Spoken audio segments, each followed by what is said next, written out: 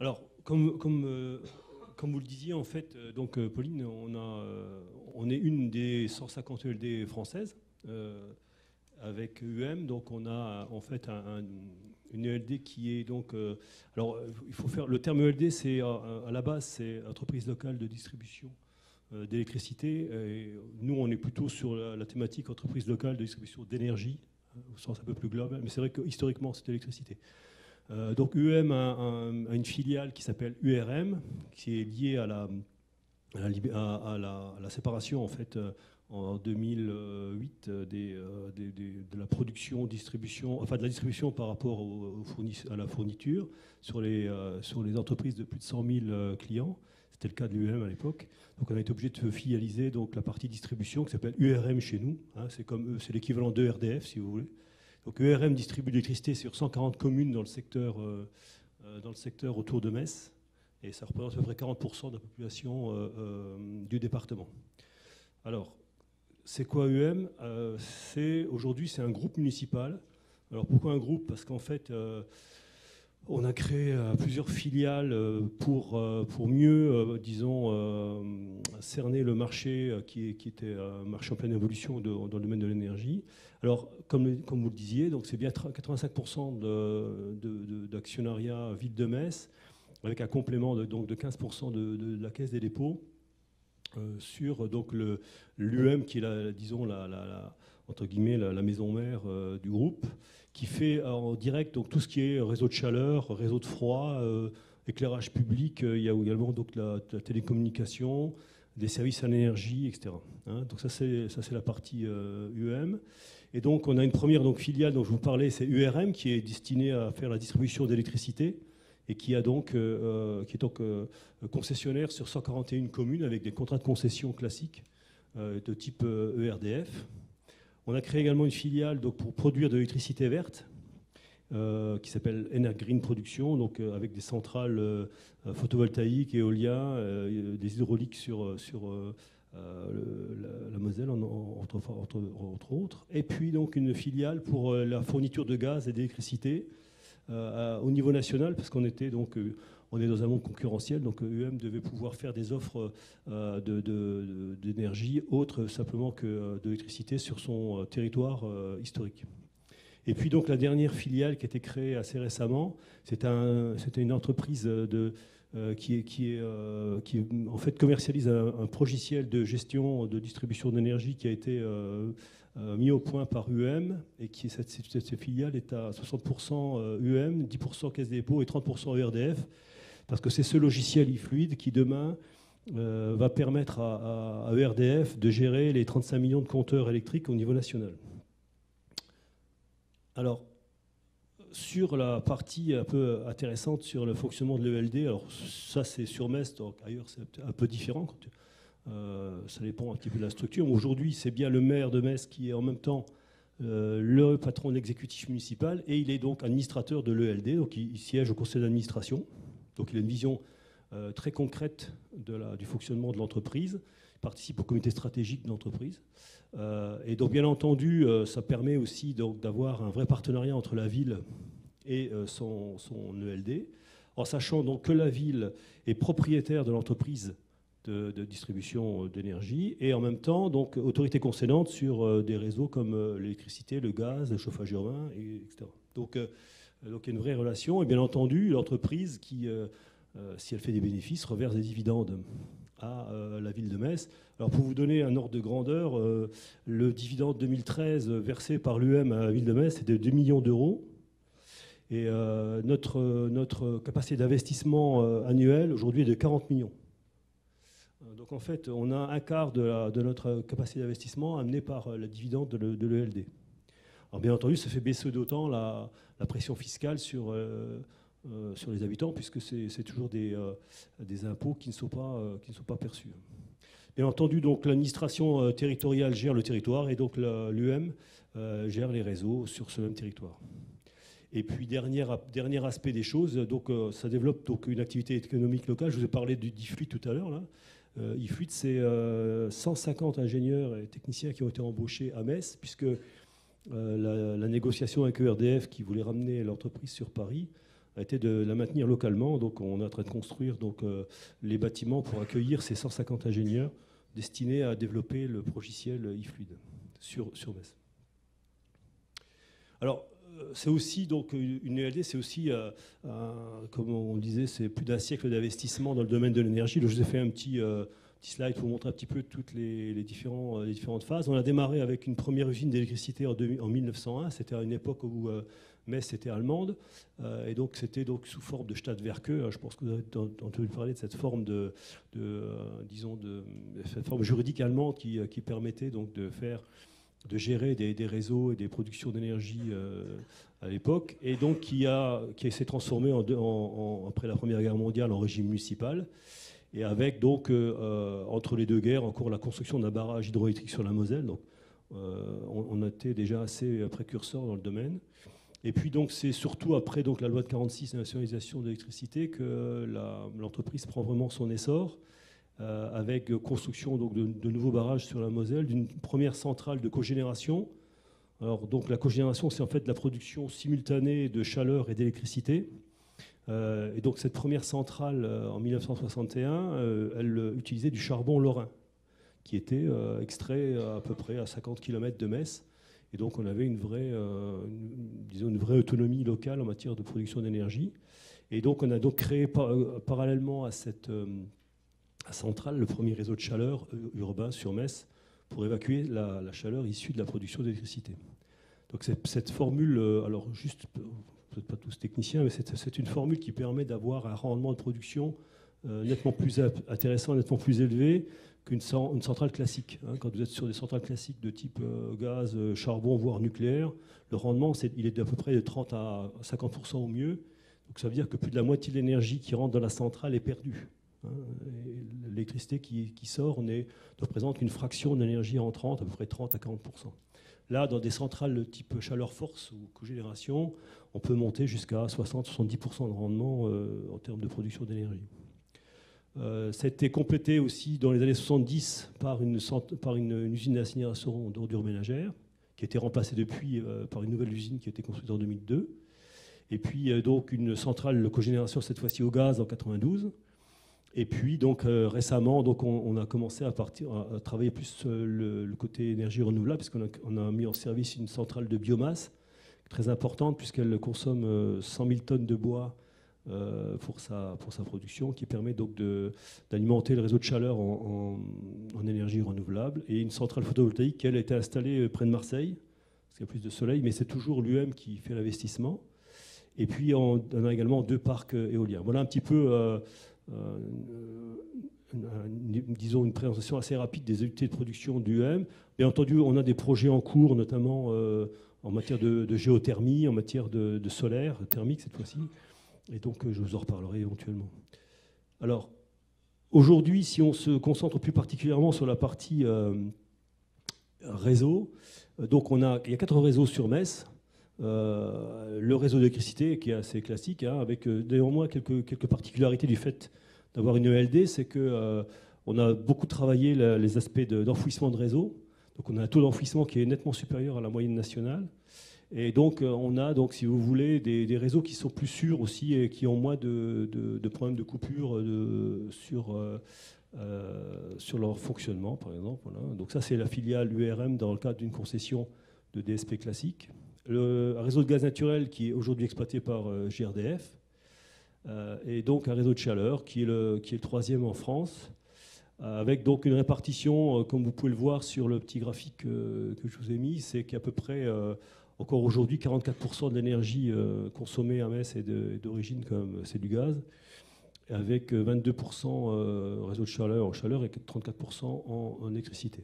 Notre objectif étant d'augmenter la part, bien entendu, du réseau de chaleur sur le mix énergétique de la ville. Et puis donc, titre d'information, donc on a un petit réseau froid qui a été le résultat d'une mutualisation des groupes qui ont été mis en place pour le centre Pompidou, donc dans le cadre de la création d'un nouveau quartier. Alors, je voulais vous montrer un petit peu ce que représente à l'échelle d'une ville, si vous voulez, un mix énergétique. Donc, je vous ai mis sur ce diagramme, sur cette graphique, l'ensemble des flux énergétiques qui sont présents sur la commune. Donc là, on est sur le banc communal, hein, donc c'est vraiment la partie Messine. En gros, donc, une ville comme Metz consomme 2000 gigawattheures d'énergie par an, toutes énergies confondues, avec une grande partie qui est quand même du gaz encore aujourd'hui, réseau de chaleur et réseau électrique, et puis pratiquement plus de fioul ni de propane. C'est vraiment quelque chose qui devient marginal. Sur ces 2000 gigawattheures, la moitié de cette énergie est fournie par UM. Donc UM, le ELD aujourd'hui représente la moitié de la consommation d'énergie au niveau de la ville. Donc on a un vrai outil à ce niveau-là, puisqu'on est capable de travailler sur l'ensemble des énergies disponibles existantes, puisque UM vend également du gaz. La seule chose que ne fait pas UM, c'est la distribution de gaz, puisqu'on est toujours face au monopole de gaz de France au niveau national. Remarquez également qu'en termes d'énergie primaire, nous sommes déjà au niveau, l'objectif qui a été fixé par l'Europe pour 2030, c'est-à-dire 27% d'énergie renouvelable dans le mix énergétique primaire, et que donc on va encore augmenter ce pourcentage. Donc simplement pour vous dire que c'est faisable. Hein. Donc souvent on se pose des questions sur les objectifs européens. C'est quelque chose qui est faisable. Simplement, en fait, il faut mettre les moyens en place. Donc nous, on a construit une usine biomasse, on a construit une usine d'incinération, et donc on est aujourd'hui capable d'avoir un taux de renouvelable assez important. Voilà, donc après cette présentation un petit peu de l'outil UM, je voudrais revenir sur un principe fondamental, on discutait de ça tout à l'heure, c'est que en fait, toutes ces ELD, toutes ces entreprises d'énergie ne sont que des outils. Voilà.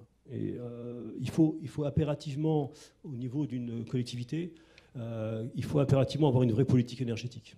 Une vraie volonté politique si vous voulez vraiment utiliser ces outils de façon propre.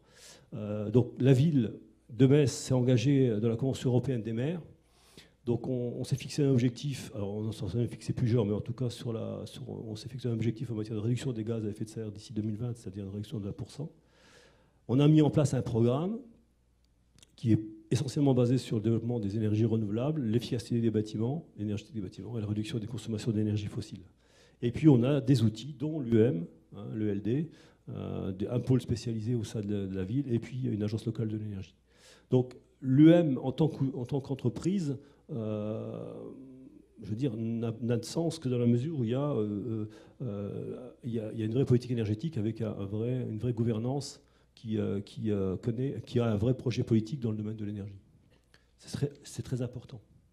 Hein, c'est notamment le souci par rapport à des grandes entreprises nationales qui ont un fonctionnement autonome, c'est-à-dire qu'en fait qui ont un mode de fonctionnement qui fait qu'en fait c'est la direction parisienne qui va mettre en place les politiques énergétiques à l'échelle locale. Alors que là, on a la possibilité, nous, d'avoir un outil qui est disponible et qui permet de traduire la politique énergétique voulue localement par l'exécutif. Donc la politique énergétique de la ville s'est traduite par un document qui a donc repris un certain nombre d'éléments. Alors je vous les ai mis de façon un petit peu synthétique. Et donc dans la plupart des éléments, donc dans ces différentes parties, donc cette déclinaison de la politique énergétique, figure bien entendu la gestion énergétique urbaine avec la planification de la distribution publique d'énergie, qui est une partie du projet politique dans le domaine de l'énergie. Alors, les grandes lignes de cette politique énergétique au niveau des réseaux urbains, en fait, elle décline de la manière suivante. C'est-à-dire que la priorité à Metz est donnée au réseau de chaleur. Pourquoi ? Parce qu'en fait, nous considérons que c'est un vecteur d'abord d'énergie renouvelable. Donc c'est le support qui permet, le vecteur qui permet d'avoir une pluralité d'énergie primaire et surtout des énergies renouvelables. Ça permet donc d'améliorer rapidement les pourcentages d'énergie renouvelable au niveau d'une ville. hein, puisque quand vous êtes raccordé sur un réseau de chaleur, quand le réseau de chaleur passe de 20 à 50% d'énergie renouvelable, c'est une grande partie de la ville qui gagne en pourcentage d'énergie renouvelable. C'est également le réseau de chaleur qui sera prioritaire sur les nouveaux développements et donc toutes les actes qui sont mis en œuvre sur Metz. Le réseau de gaz naturel, qu'il faut le rappeler, est une énergie fossile importée, doit prioritairement se substituer au fioul, puisque en termes d'émissions de gaz à effet de serre, le gaz a une émission moindre que le fioul. Donc c'était l'objectif qui était fixé au réseau de gaz, c'est de dire bon, il faut vous développer dans des réseaux, dans les zones non denses, voilà, puisque les zones denses sont quand même réservées au réseau de chaleur. Donc tout ce qui est habitat diffus, et puis essayer donc de remplacer localement tout ce qui reste comme chauffage fuel ou propane éventuellement. Voilà. Et puis dernier élément, le gaz reste l'appoint du réseau de chaleur, puisque le réseau de chaleur aujourd'hui à Metz est de 66% renouvelable, et donc il reste à peu près une quarantaine de pourcents qui sont alimentés, du gaz. Et donc le réseau d'électricité, lui, va être destiné à, lui aussi, être un vecteur d'énergie renouvelable, hein, puisqu'on essaye quand même de mettre en place des productions d'énergie photovoltaïque, par exemple, ou éolien. Par contre, nous n'avons il ne se fait aucun développement en matière d'énergie électrique à usage thermique.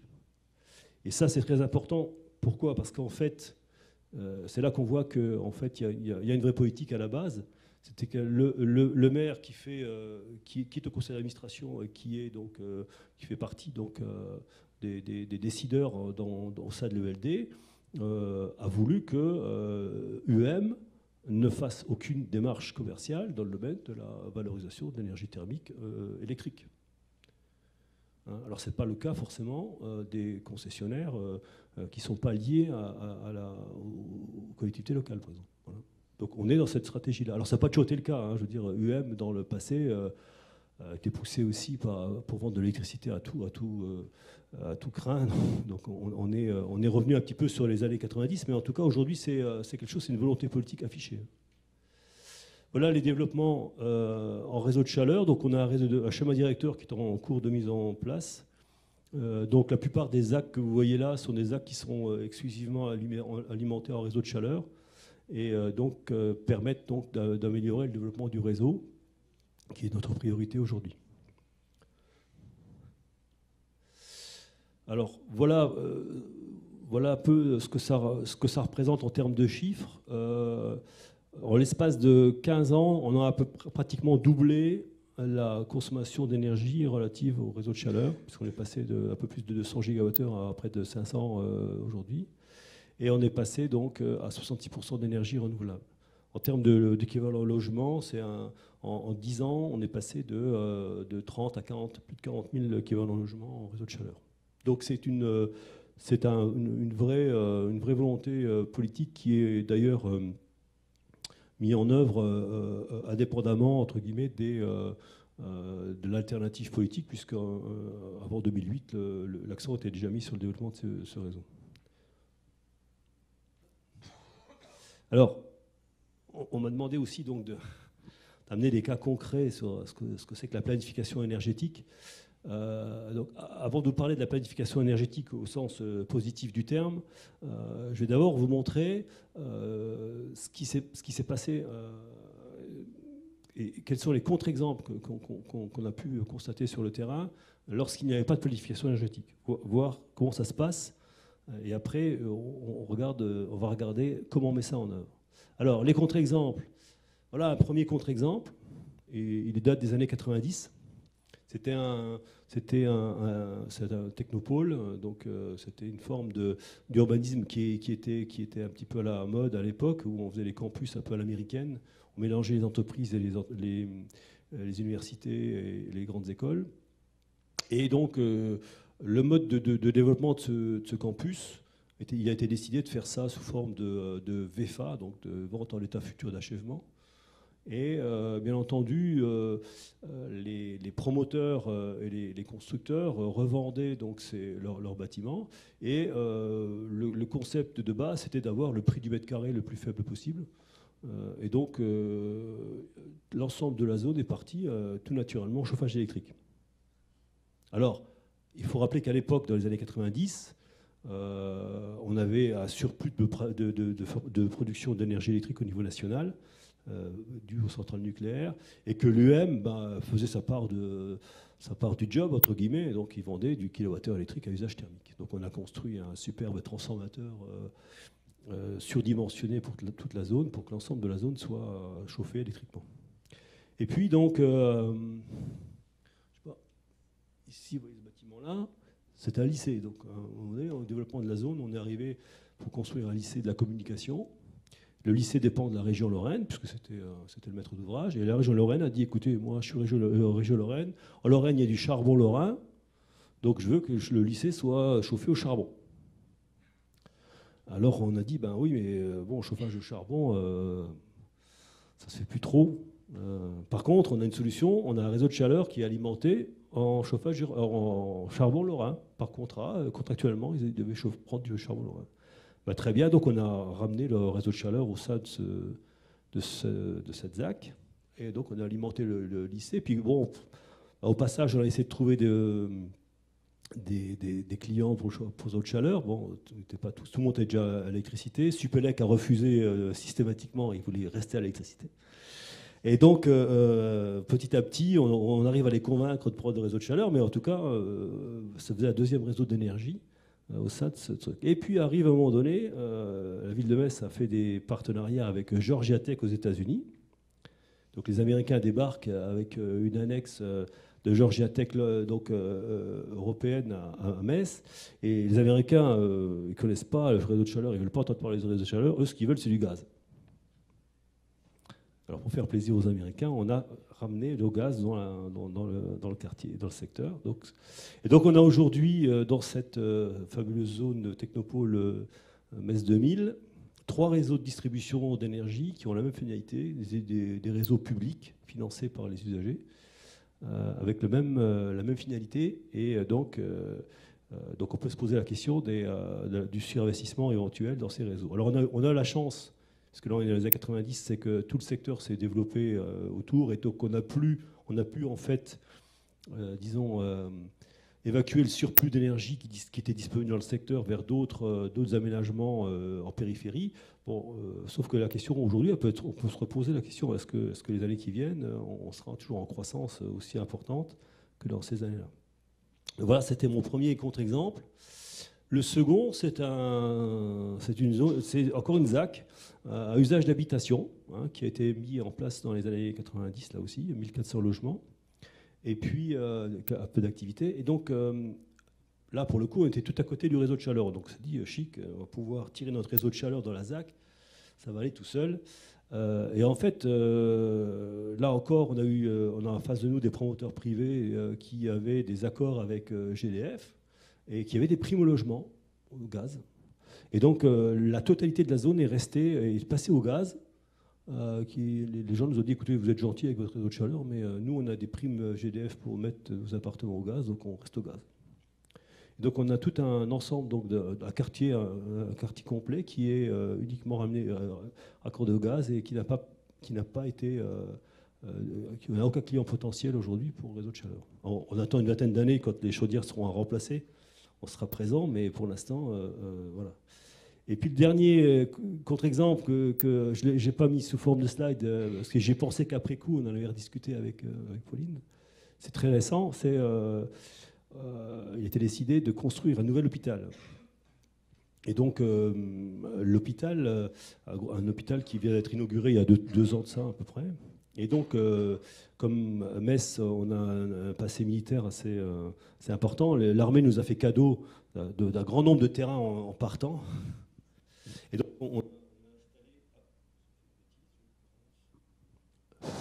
oui, c'est bon. Donc on a installé l'hôpital sur un ancien terrain militaire à l'extérieur de la ville, à peu près à 5 km du centre. Et donc l'hôpital, on y a amené le réseau de chaleur, on y a amené l'électricité, l'eau potable, on a même ramené le nouveau transport en site propre de la ville. Et en fait, entre cet hôpital et le centre-ville, on a un golf de 18 trous municipal. Et à aucun moment, alors on a traversé le Golfe avec nos réseaux de chaleur, hein, il n'y avait pas beaucoup de clients, mais à aucun moment, aucun urbanisme ne s'est posé la question de savoir est-ce que ce ne serait pas plus intelligent de mettre l'hôpital à la place du Golfe et mettre le Golfe à l'extérieur de la ville, d'autant que ce Golfe est quasiment maintenant urbain, hein, on va dire comme ça, donc les réseaux sont disponibles à proximité. Donc, on a vraiment fait un mauvais choix au sens thermique, énergétique du terme, et on ne s'est pas posé les bonnes questions à ce moment-là. Donc ça, c'est vraiment des contre-exemples qui montrent qu'il est nécessaire d'avoir une réflexion en amont et d'avoir une vraie démarche de planification dans le domaine de l'énergie.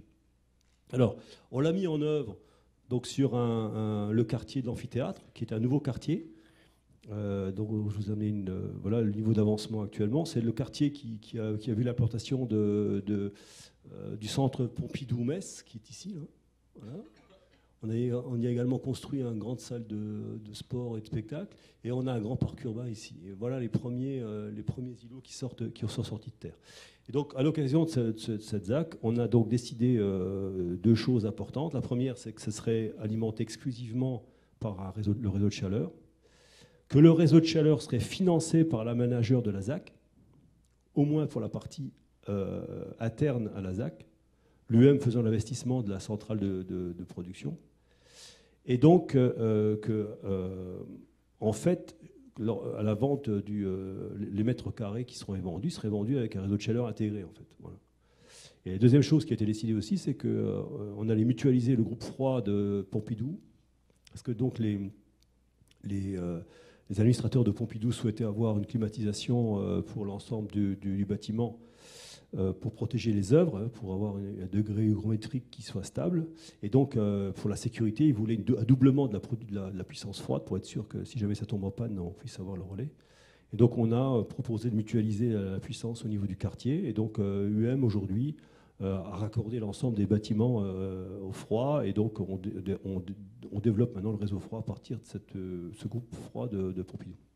Donc voilà, donc là on a quelque chose qui était planifié. On a bien entendu également un cahier des charges développement durable spécifique pour limiter la consommation d'énergie, limiter également l'usage du froid, qui est normalement interdit pour les logements. Excusez-moi, je vais le couper ça. Parce que...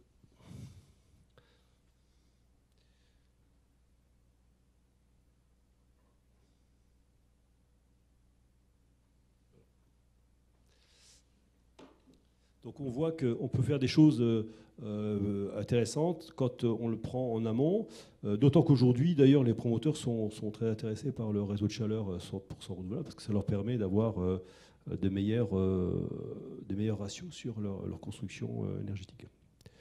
Deuxième exemple, c'est un écoquartier. Alors là, on a beaucoup de soucis techniques, parce que les écoquartiers, par essence, ne consomment pas beaucoup d'énergie, donc il fallait trouver des solutions techniques qui permettent de rentabiliser le réseau de chaleur, là aussi qui est intégré à l'aménagement de cet écoquartier. Donc on a des solutions qui sont très très performantes, qui sont en très basse température. On a aujourd'hui une sous-station qui alimente l'ensemble du quartier en énergie très basse température, qui va directement dans les bâtiments. Il n'y a plus d'interface. Et donc, c'est un peu des solutions qui doivent être mises en œuvre quand on a très peu de ventes, en fait, et très peu de valorisation possible sur ces nouveaux bâtiments. Et puis, donc, voilà. Donc, j'ai également un exemple de planification qui, elle, se passe sur des bâtiments existants, parce qu'on a demandé, nous, à notre ELD, d'avoir une dynamique commerciale propre à développer son réseau. C'est-à-dire qu'en fait, on leur a mis comme objectif un développement de réseau relativement important. Et donc, c'est à eux de trouver des solutions, des prospects en matière de développement de réseau de chaleur. Donc, ils ont été voir un bailleur social qui se trouvait à quelques distances de notre centrale de production. Et donc, ils ont obtenu donc le raccordement de 1800 logements qui existant au gaz, au réseau de chaleur. Alors ça a posé là deux types de problèmes. Le premier, c'est qu'il a fallu assez rapidement investir dans un nouveau réseau Donc il faut être assez réactif sur l'aspect contractuel parce qu'en fait, ça impacte la délégation de services publics. Donc il faut être sûr que tout ça peut se faire de façon intéressante. Et puis il fallait être rapide aussi parce que des travaux étaient prévus pour les aménagements de voirie. Donc il fallait être réactif à ce niveau-là. Et le deuxième problème qui s'est posé sur ce cas particulier, c'est que notre réseau de chaleur partait sur une commune extérieure. Et là, normalement, votre DSP ne vous permet pas d'aller vendre de la chaleur sur une commune extérieure à Metz. Donc on a dû là aussi trouver des solutions juridiques. Donc là, en l'occurrence, c'est UER qui a fait l'investissement. Donc le réseau qui se trouve sur Voipy, là, que vous voyez sur la partie verte, c'est un réseau privé. Hein, il est hors de la DSP. L'ADSP vend de la chaleur à ce réseau privé. On a un tarif de transport entre la centrale et cette nouvelle extension. Et c'est la commune de Voipy qui aujourd'hui donc ne souhaite pas mettre en place de DSP de réseau de chaleur, qui autorise simplement donc le déploiement du réseau sous forme d'autorisation de voirie. Alors toutes ces formules. Quand vous êtes en développement de réseau de chaleur et que vous voulez absolument avoir des clients, il faut chaque fois innover parce que vous allez vous heurter à des problèmes réglementaires, des problèmes administratifs qui sont des fois insolubles. Donc là, en l'occurrence, on a trouvé une solution qui devrait d'ailleurs être réglée aussi définitivement le jour où les compétences de distribution d'énergie seront transférées à l'agglomération ou à l'EPCI à Metz, et donc à ce moment-là, ça sera une gestion un peu différente. En tout cas, aujourd'hui, on arrive à raccorder 1800 logements et donc à générer donc une nouvelle branche de réseau, et puis bien entendu avec des prospects, avec des développements potentiels. Et dernier exemple, c'est encore donc une ZAC qui est en cours de réalisation. Alors ça ne va pas très vite, mais cette ZAC-là, on a essayé de la prévoir à 100% énergie renouvelable. Alors comment on fait?